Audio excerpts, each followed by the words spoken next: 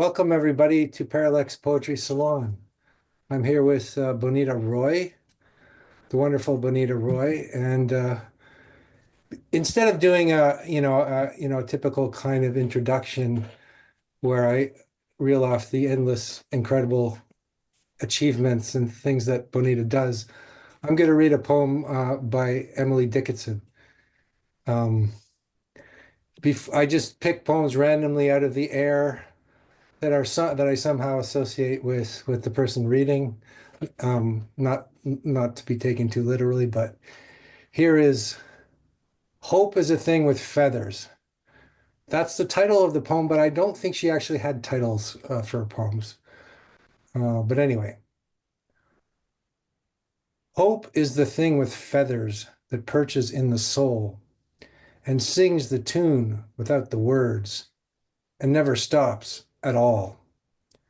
The sweetest in the gale is heard, and sore must be the storm that could abash the little bird that kept so many warm.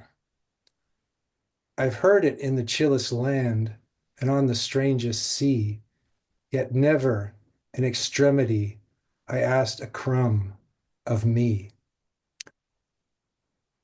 So without further ado, Bonnitta is going to read us some poems. That's wonderful. So I guess these are like crumbs of me, right? These songs I'm going to read are like crumbs of me. Yeah. So I have three that I definitely want to read.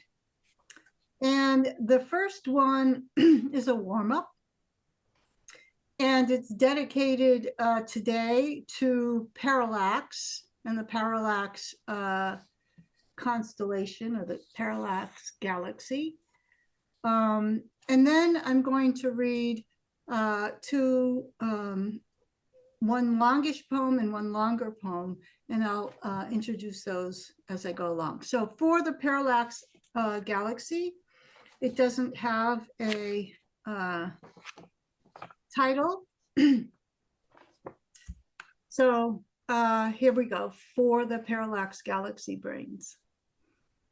We congregate around ideas like ants to a drop of syrup, not knowing that the forces of adhesion can do us in. But somewhere inside this not knowing is a fear that prevents us from moving too close and drowning there in the sweet taste of certainty. Therefore, like the ants, we set about in a swirl around the thing that has gathered us in a shape that mimics the Milky Way. Under the hot, hot sun, the syrup runs, and the small streams of sweet knowing stick to our feet, and we are forced to lick them clean or forever be held in place when the chill of evening agglutinizes us. But in the memory of that sweet taste, the brain and its servants adhere to for a long, long time, and therefore, when the sap runs once again and seeps upon the ground, the ants will show up, regardless of the weather, to worship there.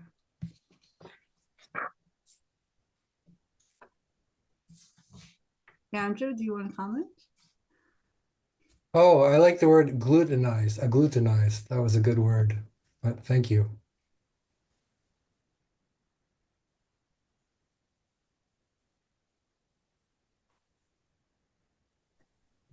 It sounds a bit like a moth to a flame, kind of the attraction, getting stuck in the syrup. Yeah, as long as the syrup is hot, right, and it flows, we can lick it clean. But if the ideas become chilled, we get agglutinized to them, right? It's very literal, actually, quite literal.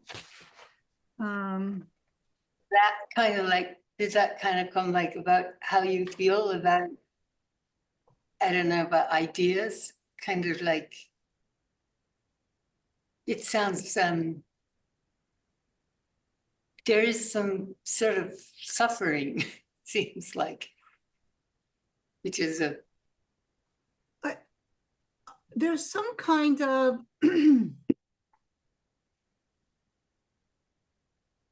instinctual pull, let's say, that, or gravity or gravitas, that we have to be willing to be fickle about, right? So we want the sweetness, we want the ideas, we want them actually to become solid so they're there, but then we get stuck in there, right? And God forbid we licking our fingers and the chill of the evening comes. So for me, I like to see, my poetry doesn't really take words and then make metaphorical resonance with other words. My poetry looks at nature and sees that there are lessons in nature, because we're basically, I mean, I take it literally, we're basically people around ideas like ants around syrup. There's something, the template is the same. I take that quite literally in all my poetry. So Yeah, I just want to say that normally the format of the evening would be that the commentary and the discussion comes after the poems. oh, okay. It's okay if you want to do it this way. We can improvise and do it differently. But excuse me. But Okay, well, so it's yeah, nice so to get, if we get a whole if we can sort of drown in your poetry a little bit and then come back and talk about it afterwards. Does that okay. Yeah, that makes sense, but this is actually cool because that one was just for Parallax and the other two are more about actual experiences I have had. So yeah, so it's nice to have a break. Okay, so I'll read the next two. You didn't send me the employee handbook, Andrew. I think I said it 20 minutes anyway. Okay. No, I'm a bad, I don't take instructions. It's true. I probably should have pointed that out at the beginning because there's a bunch of new people here and stuff. Yeah, I was just trying to My do the right apologies thing. for that. I was trying to do the right thing. Okay, I have two poems. One's relatively short, one's longer. Okay, so should I introduce them slightly? Yeah. So this song is called "On the Gravity of Snow." And if any of you live in, I lived in Maine for many years, and in a cabin-like situation. And when it's really, really cold and you're really, really in a rural situation, there's not a town in sight, and the snowfall is like tremendous overnight. There's a certain precarity of being alive that you experience that's both beautiful and precarious at the same time. And this is a poem reminiscent of my experiences in that part of the world at that time.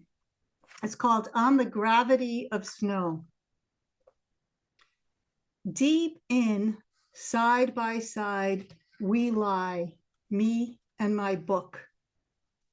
My friends bring music, and I serve wine from a box. In silence, we sit through midnight hours as the floorboards crackle and the roof groans. The fire is a mighty god roaring in his cave. We are careful to keep feeding him. The moonlight dances over the snow, illuminating pine needles that have dropped into sight. And me, I converse with the words on the pages like lovers do when the sheets are cold. Winter is a great grief of a season, digging deep into the soul, like it is to shovel out of the forest to get to the road, clearing a path for the sleigh because the snow has grown too deep to ride on. One long winter, I ran out of wood and could not clear the snow from my door.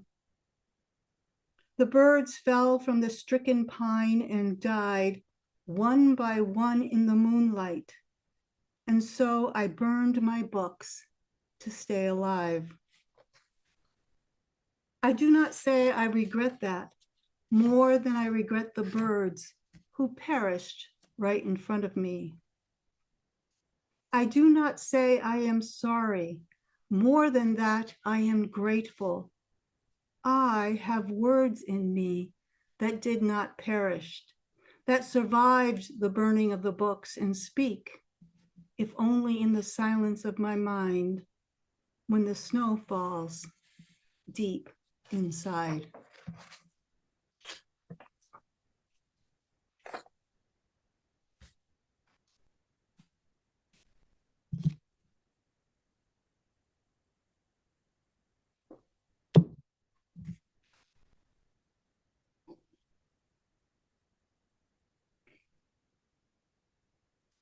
This next poem has a story, and that is it was at the beginning of the internet, and they had these Yahoo list serves. And I was on a Ken Wilber list serve, and this wonderful, amazing woman who went by the name of Spider Ridge Peg was on that list serve. And Spider Ridge Peg was maybe 20, 30 years older than me.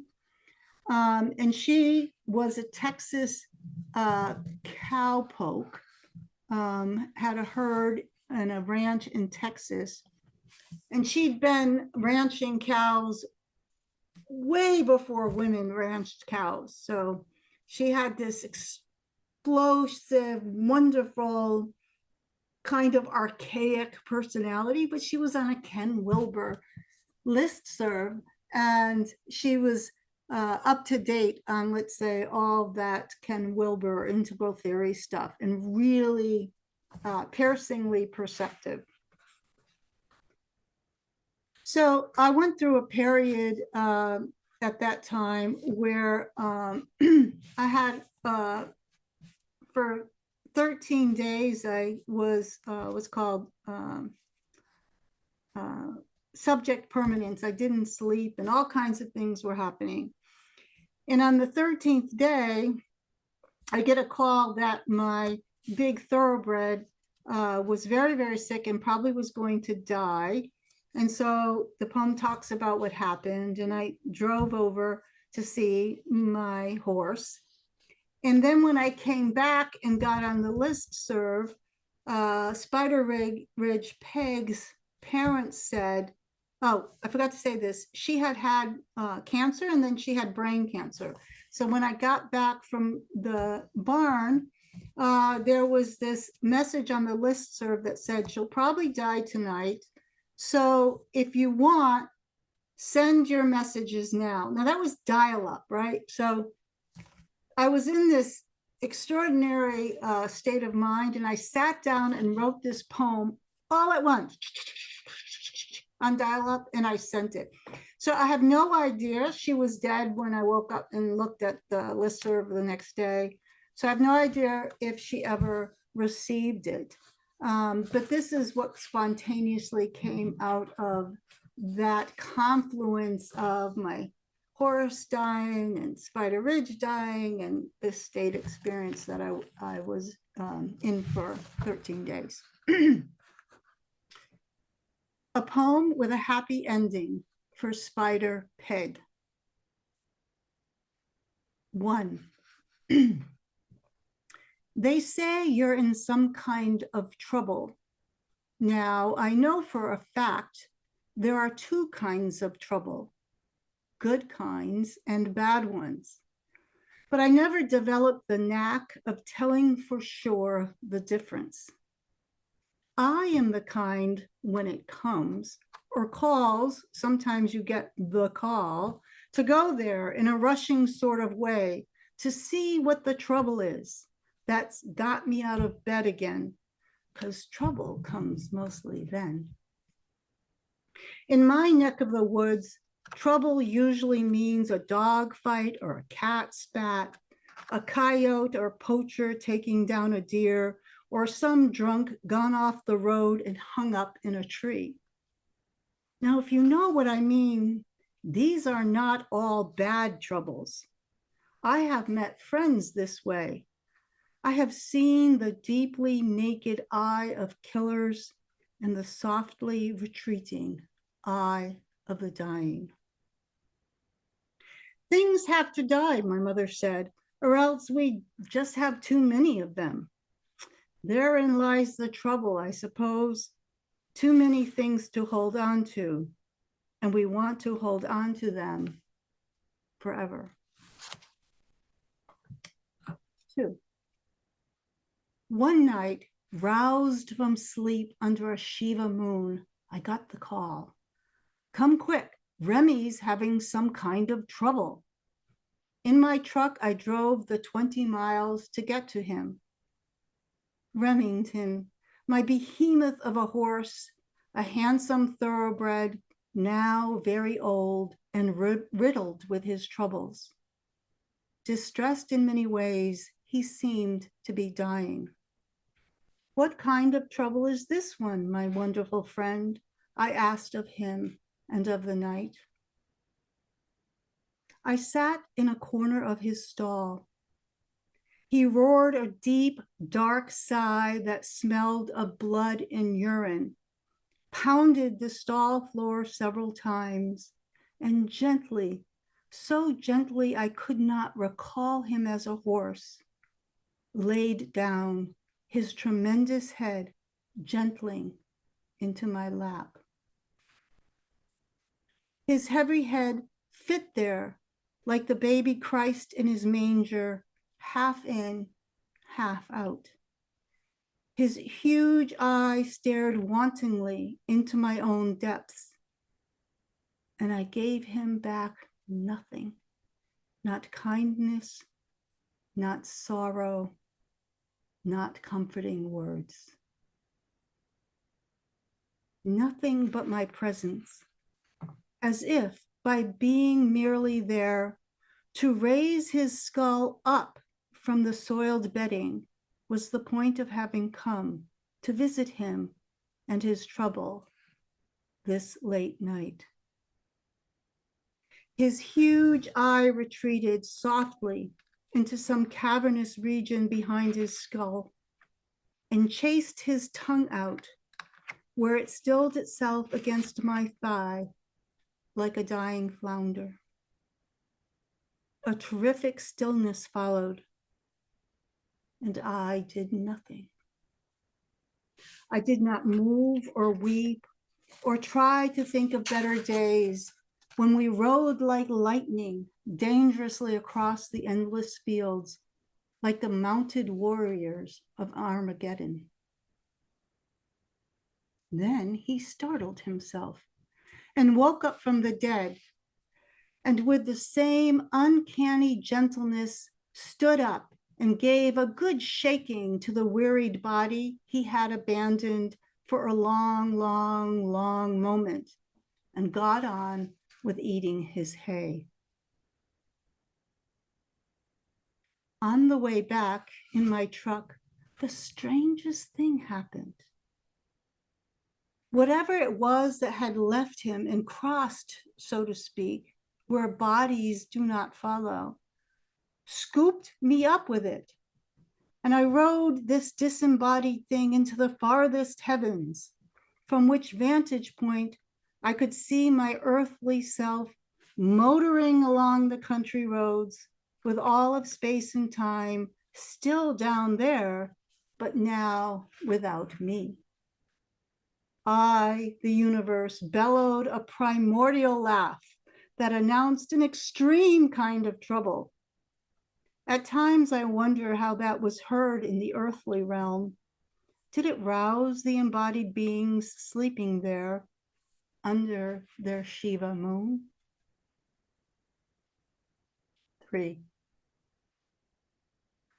Dearest, warmest, wondrous, wisest Spider Peg, I know you know of such things. Horses risen from the dead and human given wings. It is as if we rode the same horse or borrowed that same pair of wings from time to time to rise above the realm of mere mortals and men. Don't get me wrong. I know you love it here as I do. I know you love the hoof-pocked path through the prairies as the troubled, riddled roads of our minds. Terrible and terrific places where the she-devil dances beneath a haloed moon, giving rise to all that comes forward through blood, excrement, and tears, like the living dead on Halloween. Here, but never for too long, or else there'd be too many of us. Too long would be unbearable. Coyote knows well enough when to move on. Here today, gone tomorrow, it's all a vanishing act. One day I shall again ride as you do now on that horse spirit, to be swept away deep into the sun, where we were born out of some kind of trouble. Unlike Icarus, without the vanity of such wings, such things as wings made of wax. Nay, on wings of pure laughter, I will see you soar, as the eagle, who is you, who is she, who is me. Thank you.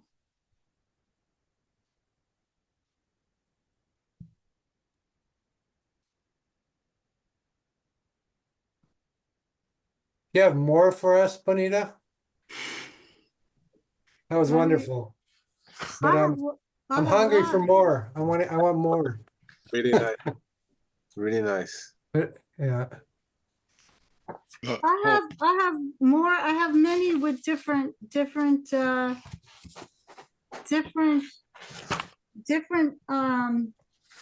emotional tones. You want me to Slowly. huh? This is slowly. This is just too delicious. Yeah. Let's see.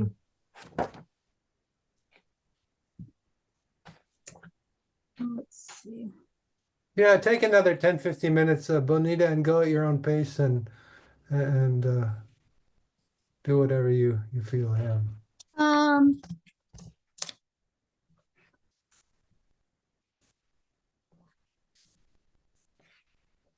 all right. So I'll read some short poems, okay? But yeah. Well, maybe I should read this one that's sitting at me. All right, I'll read this one. It's called The Fig Tree. The fig tree branches low to the ground, its heavy trunk scarred deeply by deer browse, and I sitting there crotch in crotch on a hot autumn day, noticing figs not eaten by the crows, departed now for Orlando. Some of them are shriveled, some of them are smothered by black sooty mold, some of them linger in their prime at the very top of branches, slightly pecked by sparrows. I loved them once, I love them now. Soon they will lie in the frigid snow, dreaming of hope in the time of prosperity. And when spring delivers new leaves, those tiny droops of seeds will be unsettling beneath the humus crown of the orchard grass, alongside the scarred trunk where deer antlers are shed and Adam looks for Eve.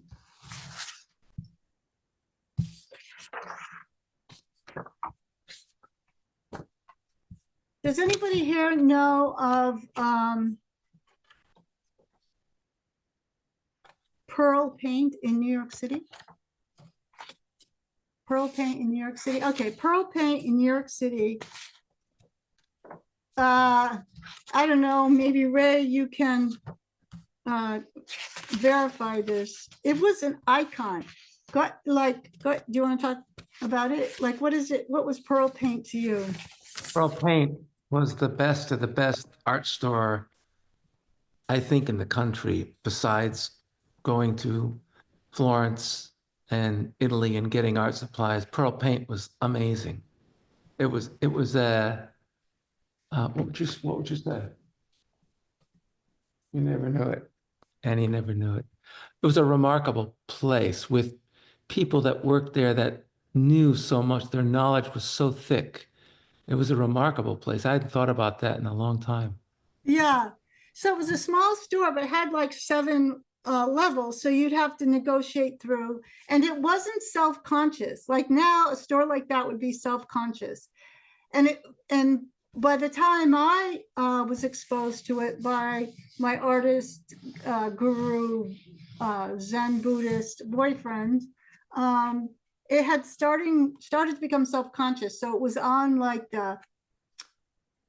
if you kind of like in the scene but off the scene kid in Washington Square Park, you'd go because it was an iconic place to go or something. But it had if a building could have both living and dead ghosts, Pearl Paint had living and dead ghosts.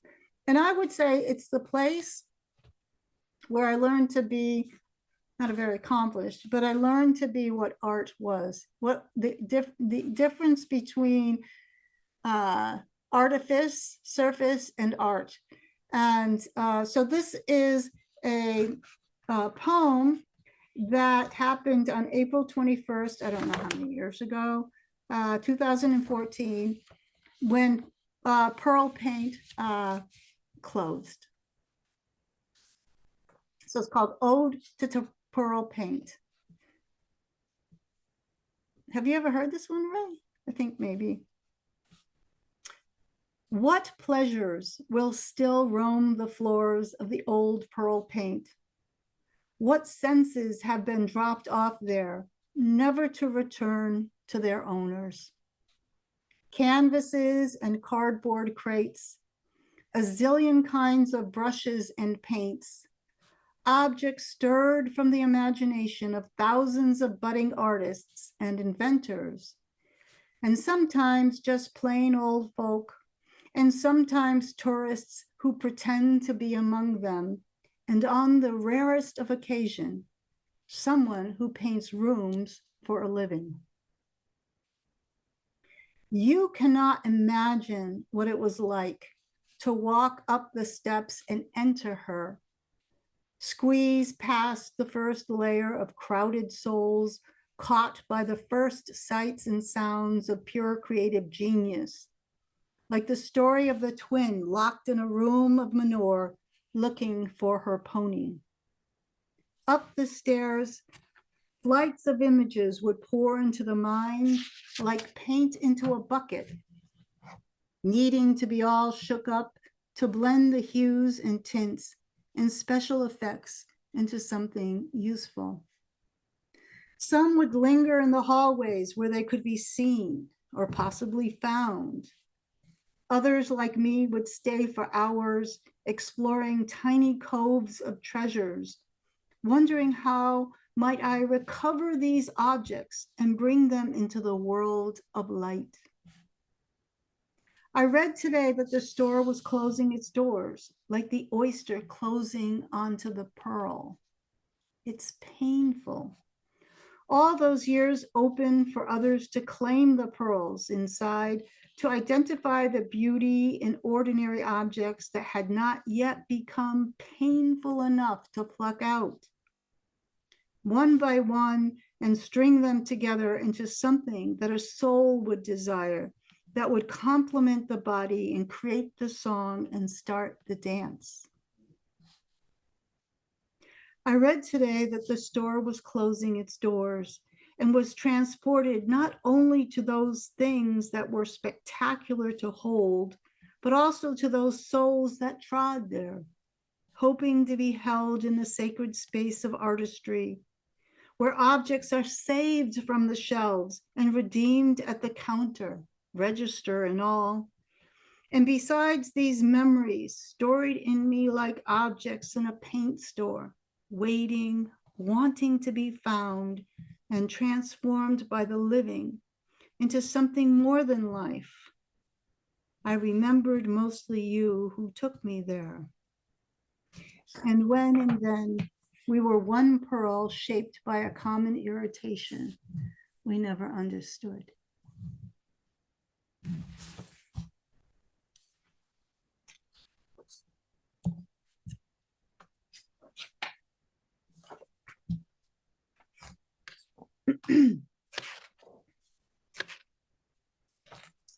I remember once a woman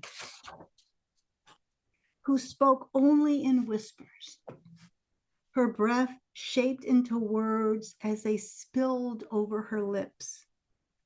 I could see their shape more than I could hear them. I could feel their misty warmth splash onto my cheeks and mouth. Taste what she had for breakfast: eggs with grated cheese, burnt toast and coffee. I remember the sun, stroked by the magnolia tree, freckled the table she sat by.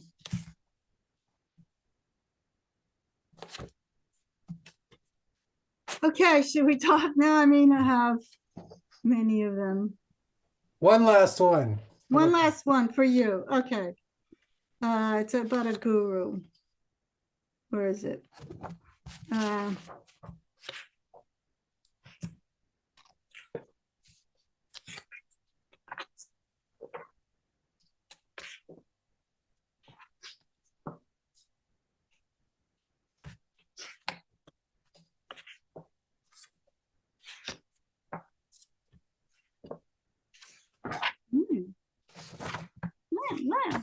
I know it's here because it's, oh, the mystic. Okay, it's called The Mystic's Toe. The mystic's toes are naked, so I study them. Neither his careful words nor his clear staring eyes tell me so much. There are stubby bristles and some calluses. I can see where they have been kissed many times over, and the nails are groomed to perfection. I prefer the company of a naked soul who stutters and makes no sense. I can see where he has been, his heart torn open many times over, his wounds bloomed to perfection.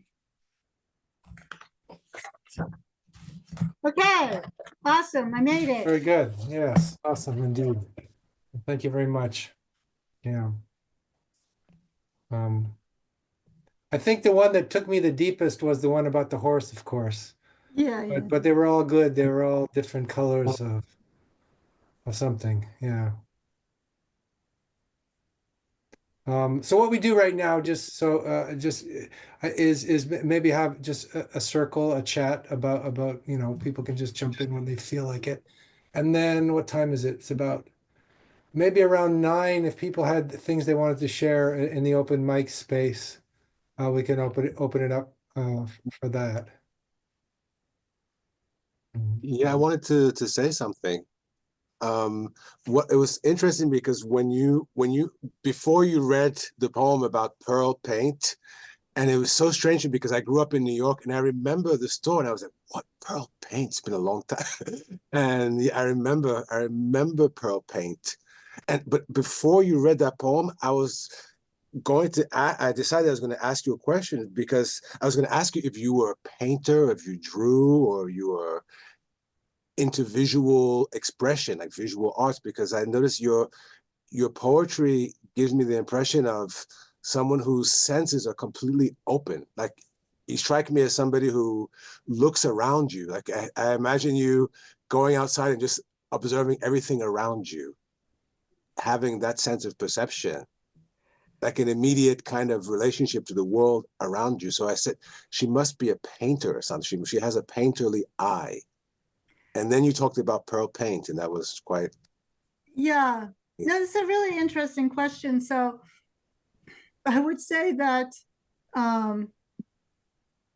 you know, it ends with, but mostly I remember you. And this was a person who really opened up my faculty to, I'd always had a lot of, let's say, depth perception with animals, which is not just seeing, and ideas. But I hadn't really awakened to this quality of objects. Objects is a really weird word, and how to have a depth perception with objects. And so the person I was with was a quite famous interactive sculpture artist. And I was just very introverted about that, you know, like I was living with him for 7 years, but he would go out to like Studio 54 with Andy Warhol, and I was just and very introverted. And so literally I would find these little objects that nobody was buying, like this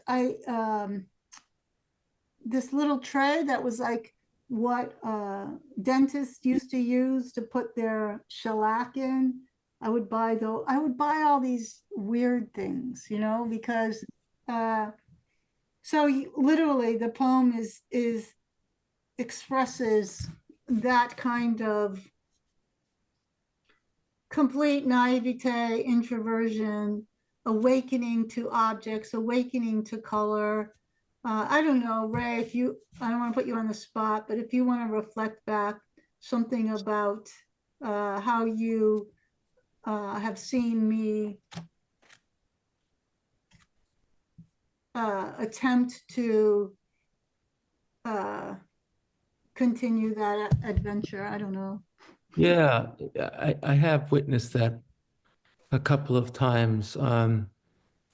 And Joseph, I think the way you described your impression of Bonnie as she read the poem is actually, I think, very perceptive and quite accurate.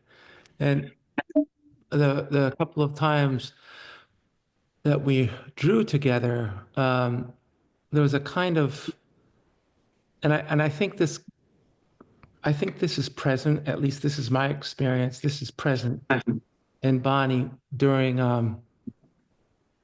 kind of anything that I witness her doing, because there's this tremendous focus, but the focus isn't dead. I don't know how else to say that. The focus is it's like 360, all senses on board, with tremendous depth and tremendous kindness. And for me, I mean, just the thought of that, listening to myself say that, it's like for me, that's a presence of a poem. Mm. The quality of and capacity to be there in that way. Mm. Yeah, it doesn't have a painterly origin where painters, like really good painters, are focused on the perceptual, like this is a feature or a bug or this something. But this person that I was with really opened up that quality of relationship that yeah.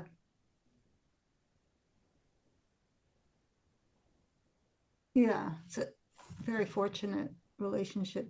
Very fortunate to have hung out at Pearl. But you're an archetype too, archetype. You're also an archetype, but an architect, right? Yeah. My There's a professional crossover with career. that, right? You talk about objects and Yeah, I mean, I think so. When I do those, I haven't done them in a long time. When I do those, like, what is your purpose in life? Like, what is your practical IQ? It's always architecture and systematic like farmer and architect, like people who systematize with real physical things. Yeah. But I would say that what was lacking or what was awakened in me was the value that that things, okay, there, so when you're a systematizer in a garden, in a business, in landscape architecture, in ideas, it's the coherence that you attune to.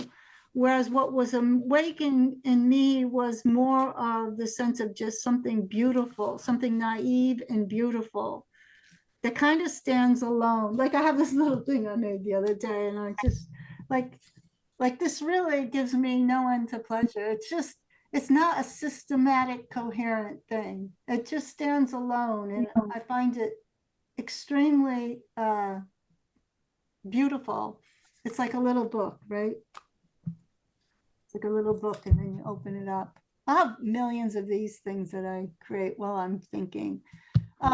So I would say that's the distinction. That was what was awakened, and I think yeah, then that relationship then created the opportunity to write poems versus inspirational articles or something, or metaphysics or something like that. Okay, it's interesting because it makes me think of there's a quote by George Oppen in his, I can't remember the name of the poem, but there's a quote that has always fascinated me, where he says a marvelous object is not the marvel of things. And that's what I was thinking of in a way. Perhaps it's the marvel of things as opposed to the object itself. Perhaps people might, let's say, like a focus-based perception of things will focus on things or how they are articulate among themselves, and there's a fascination. But the idea of the marvel of things, beyond the object is a thing, but beyond the object, the marvel of things. We're fascinated by marvelous objects, and yeah, marvelous is a marvelous word. You know, I'm totally not postmodern, because postmodernism would say the thing is a thing, and then you're projecting the marvelousness to it. yeah. I think the marvelousness is in the thing, and that there's a certain organ of perception that needs to be awakened to see it. So, for example, the same person I'm talking about gave me this book once, and he gave me this bookmark. I just noticed it there. I've had for 40 years, and has some kind of ancient script on it, and then there's some seed or something. I don't know. I never knew what it was, but I think it's a marvelous object. And I would have to say that that I really abhor. I would say that's a strong enough word. When people reduce this to archetypes and symbolism, no. So like looking at something like this and then going to an archetype is going to your psyche, or going to a narrative, or going to something that stands in or is a proxy for the thing. And I think the thing itself is powerful, but you just have to have the right organ of perception. So in a sense, it's quite it's has a pre-modern flavor to it. And I think that a lot of philosophy and a lot of written works on pre-modern relations to objects is really a postmodern view. I mean, I don't think it's all that, they have projections and symbolism and this and that. No, I think it's more of a direct perception of something. I don't know. Well, I have a question about that, if I can, because you were talking about the horse's head being like the baby Jesus. and that seemed powerfully mythological, but not in a dead way. Yeah. Is that a possibility too for you? Because I think there's a way in which mythological symbols can also be very alive, but I just hear what you're saying about them being reduced to Yeah. Okay. So this is a very icons good or question, and you're very smart to pick it up. Yeah. And the reason why it was like the baby Jesus is because when I was a kid, I used to sleep with this. You know how when you're a kid, you'd have like on Christmas, if you're Catholic, they have these like manger scenes where you have the Mary and this and the three wise men and stuff. And then you have the Jesus in the manger. And in our nativity set, the Jesus was like stuck to the manger, right? Like it wasn't like the Jesus in the manger. And this little plastic thing, it was ceramic. This little ceramic thing I used to have on my nightstand, and I slept with it every night when I was a child. And that's why I knew the Jesus was bigger than the manger. So it's actually not for me a symbolic thing. It's because that's when I saw he was a huge horse. When I saw him, it was like that thing I had when I was a kid.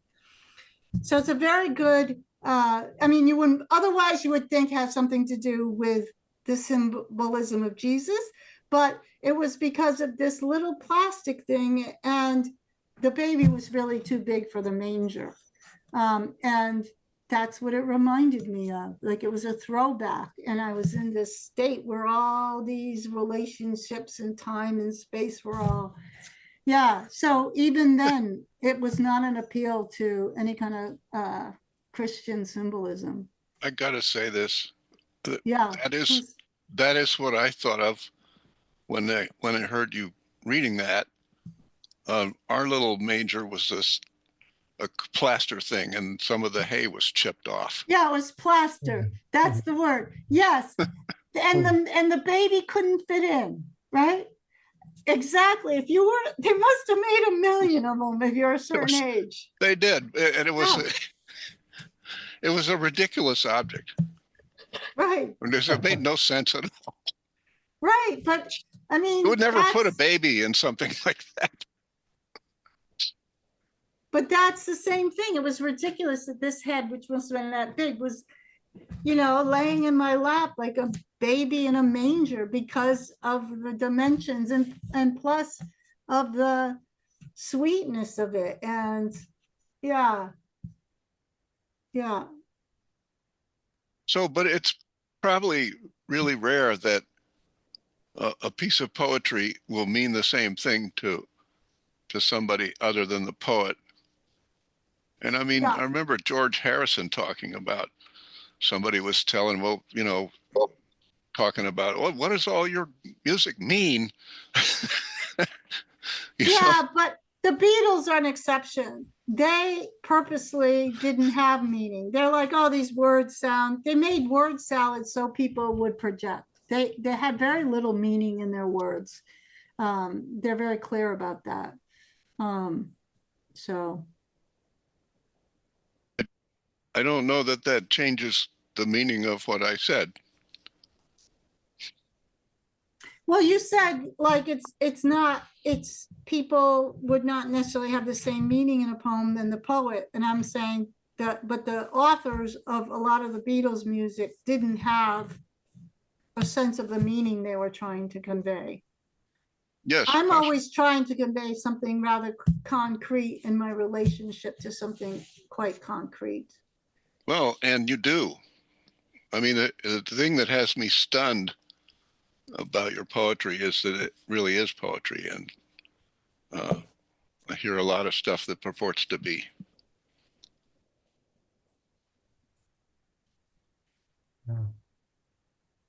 I just want to say, Bonnie, I was really struck by the horse.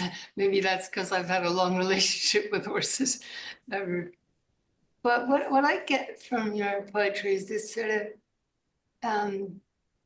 on the one hand, there's life that is happening the whole time and is very powerful. And there's your consciousness that kind of observes life happening it's sort of the reality of life, that is kind of ongoing. And maybe this is just for me, but what it brings up is, what is my consciousness for? It's kind of like, I'm conscious that I galloped across the fields. I'm conscious of this horse's head and the tongue, etc. And I'm part of that. And yet I have this consciousness that can write a poem about it. And this question for me, maybe in my writing or in my life, is, what is that for? In that life with the capital L is so incredible, and it's going on the whole time. And so I guess I get a lot of respect in your poetry for life. So that's just kind of like what I got listening, and I just very much appreciate it. Thanks.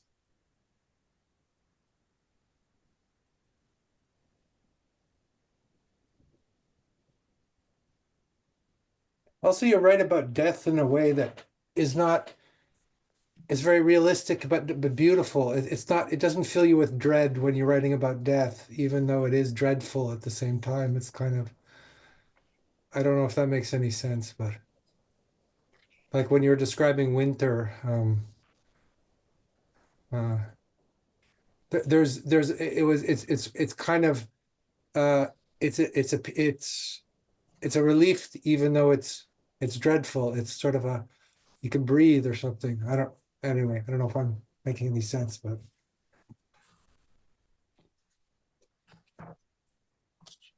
there's life and death both happening simultaneously in this sort of.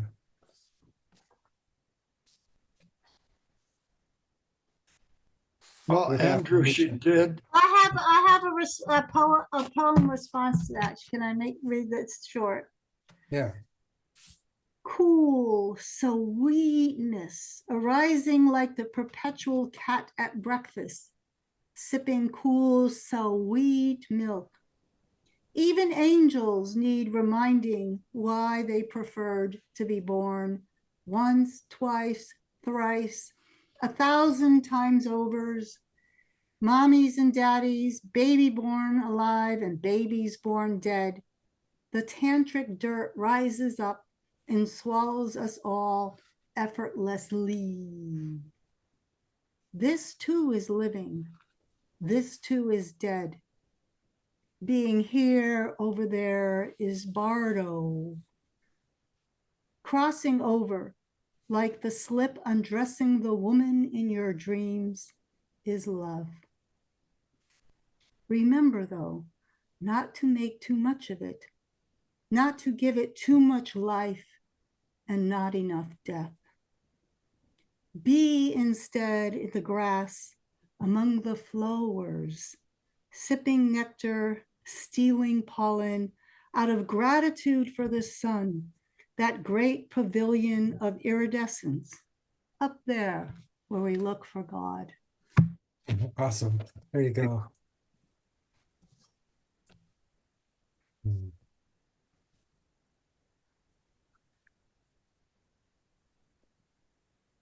Okay, so it's about 9 o'clock. And I'm wondering, maybe it's a good time if somebody has something they would like to offer this space. It's open mic, which means anything goes, kind of. It can be a poem, Yeah. it can be a haiku, it can be a, it can be anything, in fact. So I used to go to open mics in Montreal like every week, and it was just anything goes, and that's what I like. Just any kind of madness is permitted. So, or beauty or whatever. So just put your hand up and jump in if you have something you want to share. Lisa. Hi, Bonnie. I don't know if we were recording yet, but you mentioned how you've been barking a lot lately. But when I hear your poetry, I wonder about, I don't hear the bite. So I'm curious about when is a bark, when do we bite? The difference between barks, bites, and playful bites. You know, when is a bite not a bite? So I like the screen name Fiverr. I don't know if that's really your name. I also really appreciated how you invite through language a much deeper experience of that the language offers images drawn from a known embodied place, but also a representational place. And that ridge of the consciousness expanding to see and sense itself, and then express and share with others. It's really artful.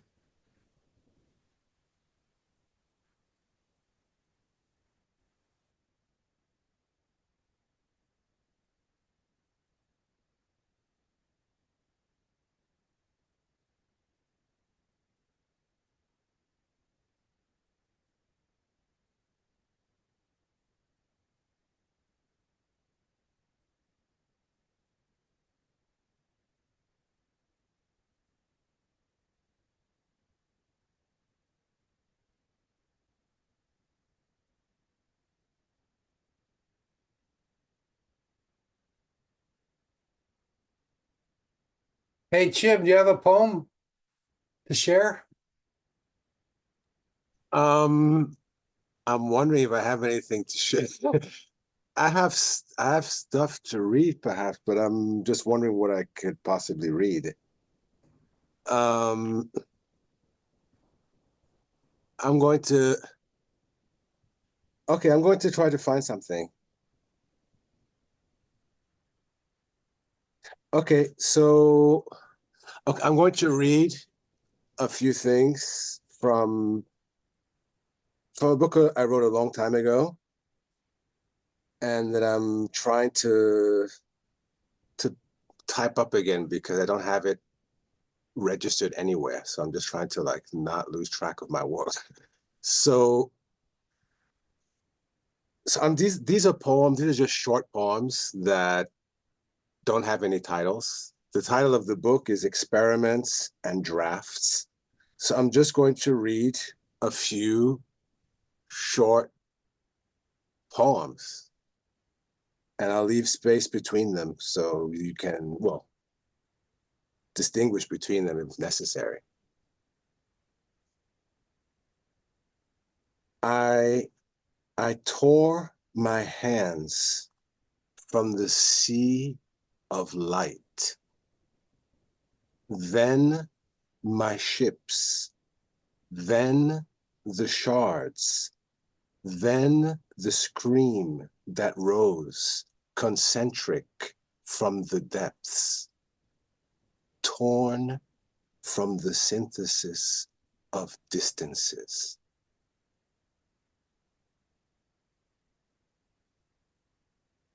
From you, the withdrawn currents, and now a feminine space, and eyes dreaming to the mountains, the waves dropping, vertigo from parallel to parallel, dropping, lever of the sea, where you now watch your ships shift into clarity.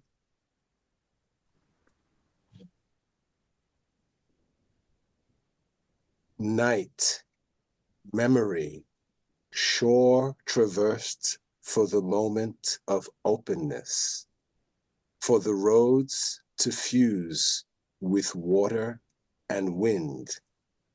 The wind moves, erasing its lights.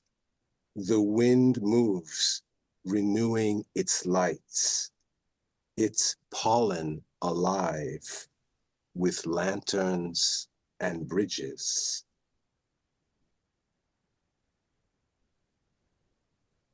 worlds, folding ellipses, diurnal forest, smoke rising through smoke and silence, sublimity drawn by the horns, blue through which the heron flies, veering down to the matter of faith, to the matter of hearing the grass sing or whisper. So that's it. Just a few things I want to.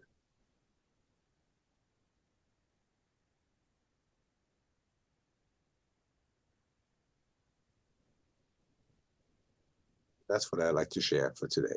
I like the association with between pollen and lanterns, and somehow that took me somewhere. Mm.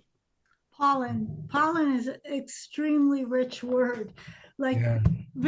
I only got the tail end of it, but from your orientation, your being with your poem, it's like people know there's more of life to explore than where they're at. This is a renewable resource. Mm. And we've been told that exploration is along this horizontal plane, let's say. Well, there's the horizontal plane or the up plane. So we go into like transcendent kind of abstractions and whatever, or we go into like more mundane experiences, more videos, more this.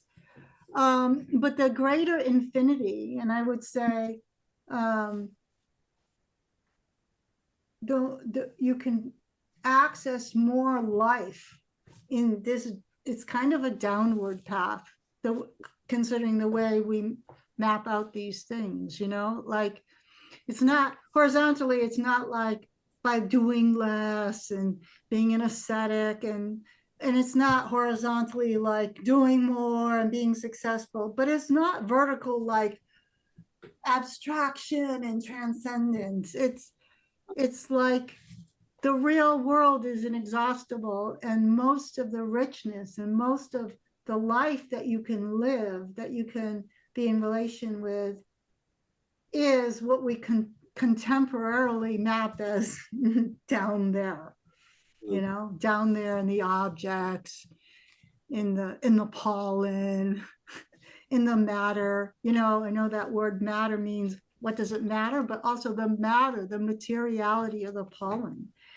And this is the great hunger that is not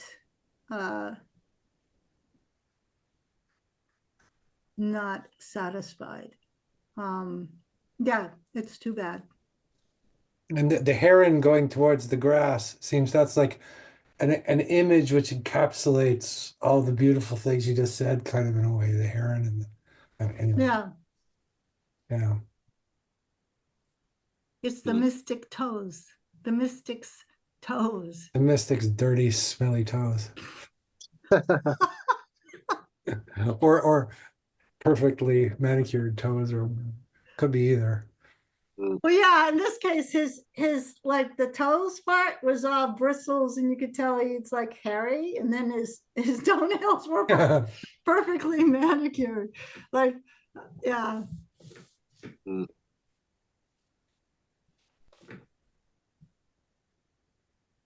I gotta go. Who's that, Peter? That's Peter. Thank you. Thanks for coming. Thank you so much for showing up. Really appreciate it. What a gift. I'm just delighted. Thank you so much. Yeah, come again, Peter. Hey, Peter, do you write poetry or read poetry or anything like that? I would hesitate to say. Okay. I think I have left things in my trail. Yeah. And I've published one once in a book. So if you want to come by and read, I just ask people, and if you feel like doing a set here. Well, thanks. I'm uncomfortable in this realm, which is not a reason to avoid it. In fact, there's a lot of realms in which I'm uncomfortable, which is sort of says, check this out. Yeah, well put. Thank you. Thank you. Bye-bye. See ya. See ya. Right. Yeah, it's kind of, we started doing this like this is, you're like the ninth person, and they've all been really great. I mean, it's like it's amazing how what an untapped resource the notebooks of people are, that are sitting in Yeah. the shelves are mhm. The thing about poetry, oh, go ahead. Andrew, finally found it. It's kind of like, what can I share that sort of kind of goes with what I don't know. Well, anyway, very short. I wrote this in COVID. These days, you don't see ivory white or just barely pink roses climbing the south wall. Because for now, pale, fragile things, they're hiding.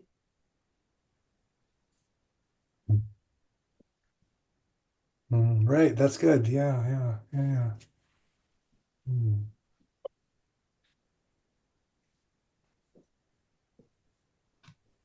I'm struck by how there's an image to articulate idea. Like you could put so much in a little image, like the pale things hiding.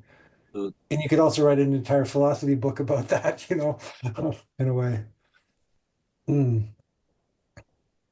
Oh yeah, ain't that the truth? Mm. Which comes back to sort of the question that I'm left with after listening to Bonnie, like, what the fuck is consciousness for? I'll get geeky here, because we're just talking, right? So here we are on this continent. Where are you from, Fiverr? I'm in Lake Tahoe at the moment, but Okay. Yeah. So I was gonna say, like, in America, this young, brash country,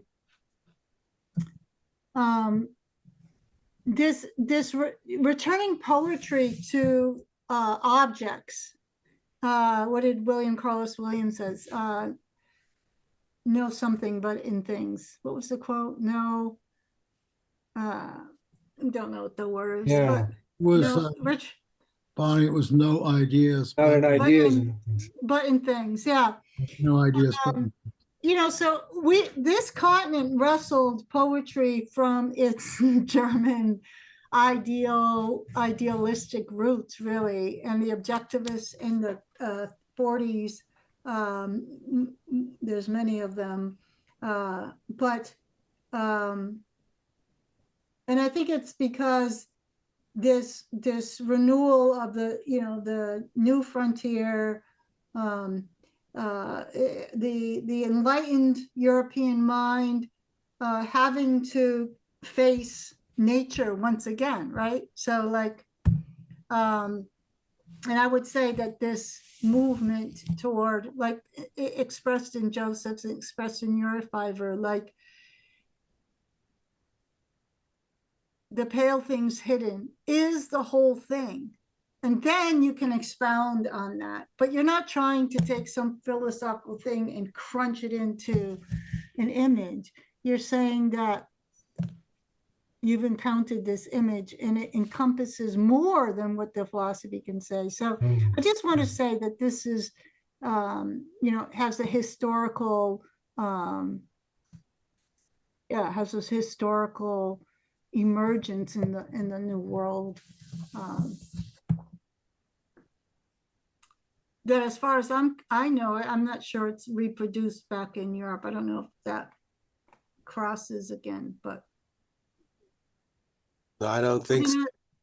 In Europe, I think it has. There's still this. They're grappling with ideas. Yeah. I mean, I love Goethe, I love Rilke, but I love Rilke's notebooks of Maurice Latte Brigge, where he's starting to look at the faces of people who are dying versus the Germanic idealism of that poetry. Yeah. So it's interesting. I like Holderlin though as well. Yes. Holderlin for me is very interesting in terms of the landscape, in terms of like the broader vision and the human adventure and fragility in the absolute realm. Yeah. So I find more comfortable almost with Holderlin, just the Yes. not the whole Holderlin. Holderlin for me is like more, I would say more naive, more American in a way, more closer to late 19th century American poetry. I find Yeah. He's on the edge. yeah, Yeah. he's not, I wouldn't say he's not decadent. I mean, he's not fully aware of the world of corruption around him. He's looking for vertical. He's vertical, but Yeah. he's also But I And wonder, the objectivists are not romanticists either. You know, you get a heart opening, but it's a perceptual heart. It's not a psychological heart. So what is the difference between that and, let's say, the Zen kind of, the Chinese poetry, that whole tradition? Because I think that hit America hard too. And I wonder, like, you know, you have Heidegger meeting the Zen people and this kind of like hyper conceptuality of European culture, and then everything sort of exploding in language, and then going back, and then you want to go back to just the world of do, or, you know, at the very basic. Yeah, I would say the difference is that when Zen poetry gets imported into the American experience, it's already way over symbolicized and touched as if it's like some sacred object. And they were talking about things that they were actually just seeing in a mundane way, and talking about, but when you get the American objectivists talking the same way, you know, they're talking about Pearl Paint. It was a store in New York City. So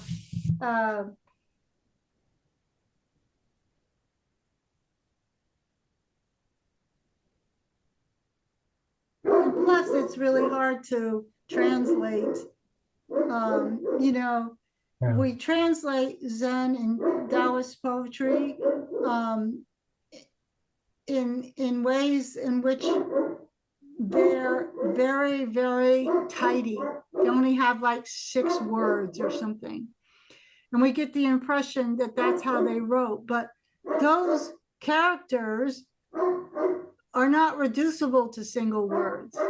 So in effect, the experience of one of those very, very short poems, if you're a native speaker, is much, much larger than when you translate into English. It's not just like a 17-word poem, because each caricature is already 100 words, or it has 100 semantic implications.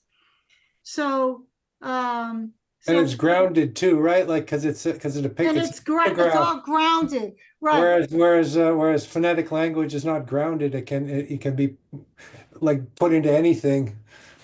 Yeah. So what is the translator's alternatives? They either create a very terse poem that makes you think that things are just, you know, and it's very mundane, obviously perceptual.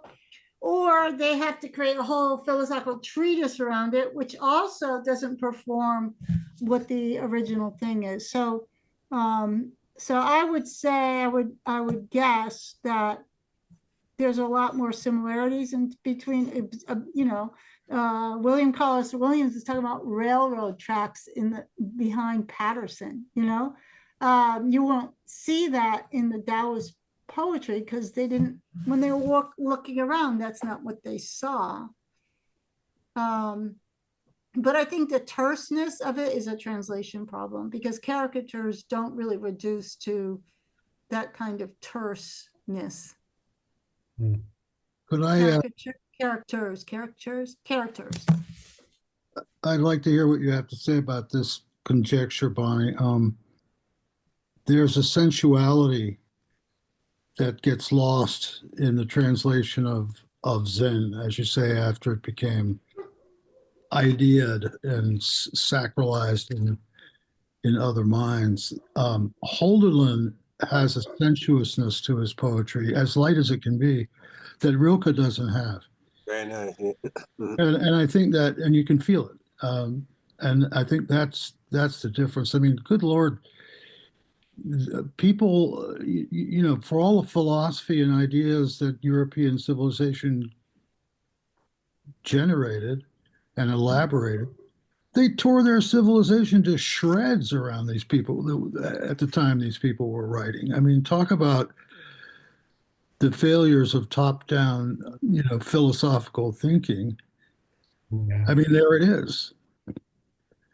And so many of these people came through that. They had torn, they had watched and participated in the tearing of their civilization to shreds. And so when somebody like Williams comes along on another continent, you know, whose Bible might be leaves of grass, that expansive, unbelievably confident, but also stunningly humble poem. You know, you get a new sensuousness coming out of it. You know, no ideas but in things. And you know, here's Carlos Williams. He's delivering babies. That's what he does. You know, and he writes about it. So anyway, anybody want to react to that? I would say let's act like academics, like getting into like philosophical arguments. I would say I agree with you. Holderlin is sensuous in a way Rilke isn't. Rilke is not into sensuality, he's into carnality. Like things decay and things are, yeah. That's true. He's much less of a romantic. So I would say like carnality is here and sensuality is a kind of carnality if you're a little more of a romantic. I would say I'm much more carnal than sensual, but I try to. Yeah, I like that. No, I like that. I like that. It is with the carnal that we sense and feel after all. So I mean, like the other day, it was horrible. I'm not gonna tell it like it's horrible because if I get into like performing what I felt like, I'll cry and all this stuff. But you know, I had ducks for like 20 years. And the other day, for 15 years, I've been fighting the coyotes and the raccoons and the rats and the weasels. They come in cycles, right?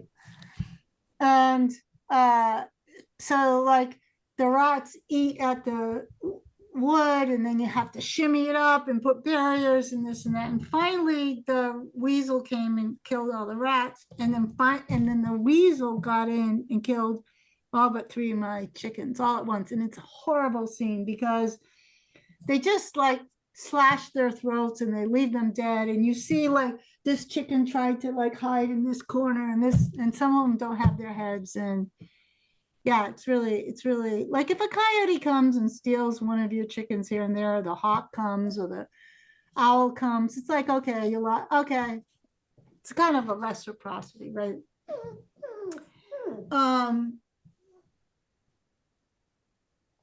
But there's a reckoning when you live. So there's a carnality involved in it. And the carnality is not a given. There's this reckoning that's involved. And it's insight practice, you know, but it's not idea driven. It's being lived. You're living in the insight practice. And I don't think, yeah. I had an amazing thought when you were speaking, because I know I was remembering again your poem about the horse and the girl, and recently somebody who I will mention kind of passed away in a very grisly manner in my circle, and And at the same time, we found out a hedgehog in my garden was found dead as well. And it's not like, wow, cool synchronicity or something. It's more like the hedgehog was pointing to allow us to feel the full gravity of the human, because it was too hard to sort of deal with that. There's too much ideas around that. But when you see the hedgehog dying, it opens you up to that on some level. You pay attention. Yeah. I woke up this morning and I could hardly stand up. My back was wrenched so bad. I was like, and sometimes like if you're doing this or you're hauling hay all day or something, you're not surprised. But then this afternoon, I'm hobbling around and I see my little long-haired Chihuahua. She can't walk on this, and her back is hurt on the same side. So I'm talking to my husband. We're like, oh, is it sympathetic injury? Sympathetic back. And I'm like, yeah, but am I like sympathetic to her, or is she like you Yeah. It's not useful information because you can't tell like which way the vibe is going. But when you live, I mean, that's the purpose of poetry, is to seduce people to live in the world, with the world. And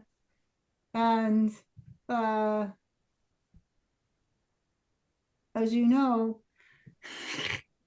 Andrew, it can make me very cranky when people are full of like kind of idea bullshit, in my experience.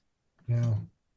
Welcome to Parallax, the resurrection of truth, beauty, and goodness. Parallax, a media war engine. Parallax, the construction amidst eternal decay. Parallax, the portal to the edge of chaos. Parallax, poem and provocation. Parallax, mad philosophers and tantric demigods. Parallax, totem for an unknown god. Parallax, philosophy and the return of the matriarch. Parallax, the end of the meaning crisis. Parallax, the whispering daemon in your ear. Parallax, the god of wisdom, wine and love. Parallax, your home for superior publications, podcasts and courses. Parallax, join us today.